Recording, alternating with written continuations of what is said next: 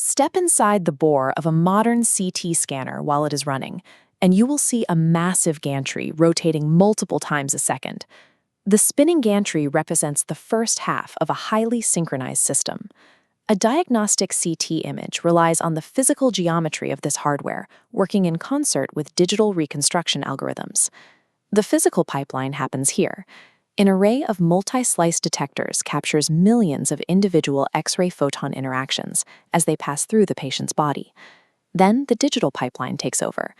The system processes that volume of raw attenuation data and transforms it into standardized numerical density values, represented on a screen as specific shades of gray.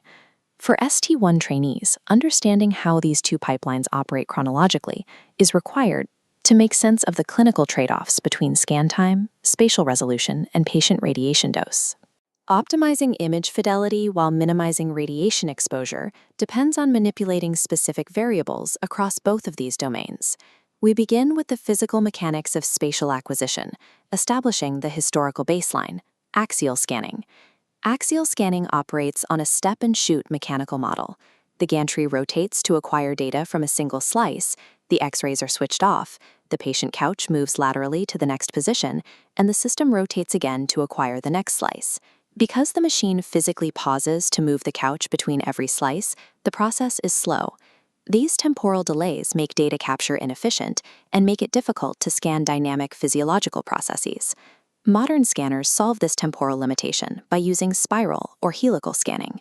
Instead of stopping and starting, the gantry releases X-ray beams and rotates continuously while the patient couch moves smoothly through the bore.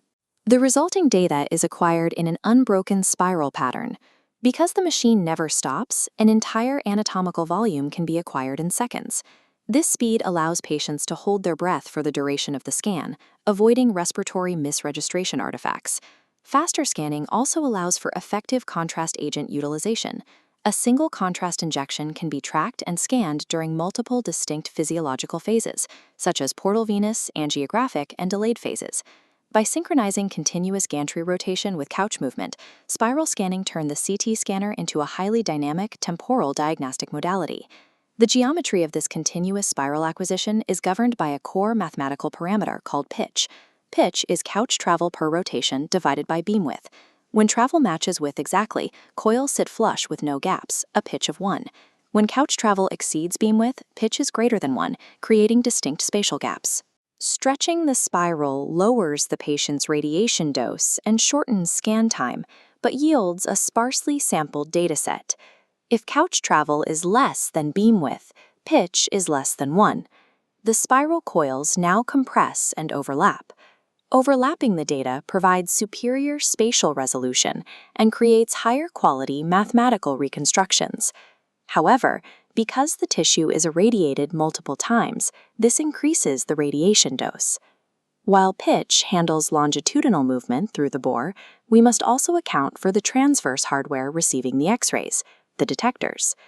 In early single-slice CT scanners, the slice thickness was determined by the physical collimation of the X-ray beam. Modern machines utilize multi-slice arrays. This diagram shows 3 multi-slice array configurations. Instead of relying solely on a collimator, these systems use multiple parallel rows of detectors. The slice thickness is dictated by electronically selecting and combining specific rows. The standard for 16-slice scanners and above is the hybrid array, with a narrow central group of rows flanked by wider, uniform outer rows. This configuration optimizes dose efficiency. Because multi-slice scanners acquire several slices at once, the standard pitch equation is modified into pitch X. Pitch X calculates the couch travel per rotation divided by the total width of all simultaneously acquired slices, replacing the single beam width used in the standard equation.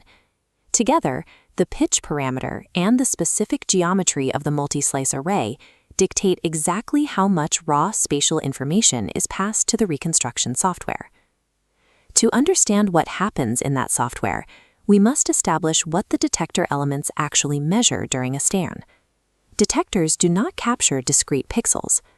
As this diagram shows, an X-ray beam passes through varied tissue densities along a single straight path.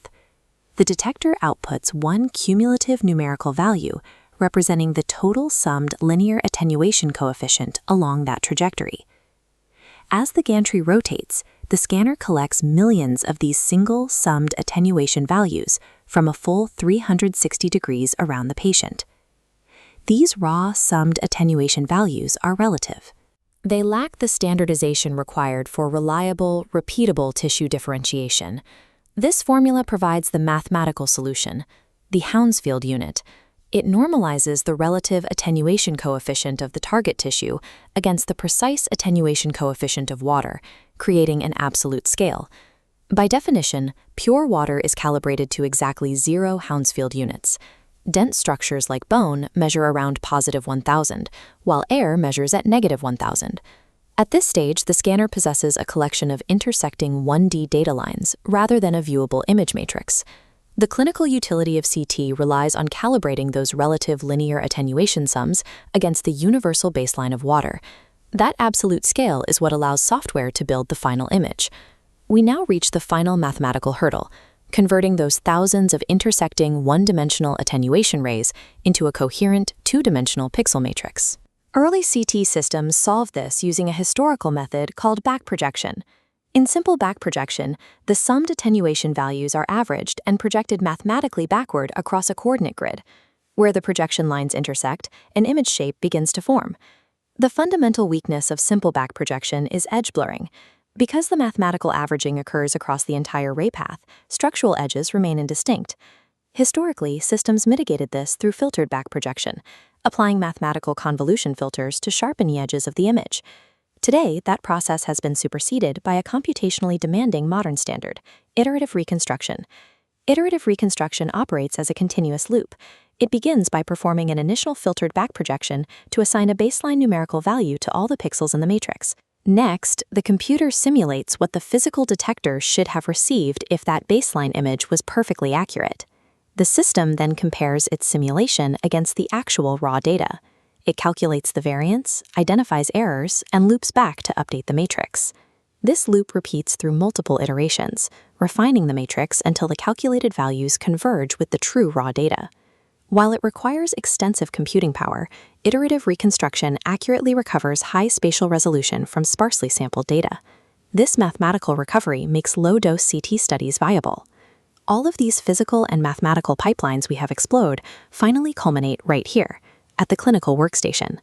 The hardware geometry, specifically the multislice arrays and the pitch of the acquisition, dictates the physical limits of the raw spatial data collected and the radiation dose delivered to the patient.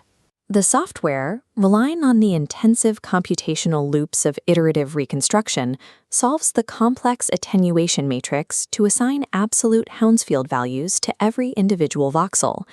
Radiologists interpret a complex mathematical matrix, balancing the physical limitations of the acquisition hardware against the mathematical capabilities of the reconstruction software.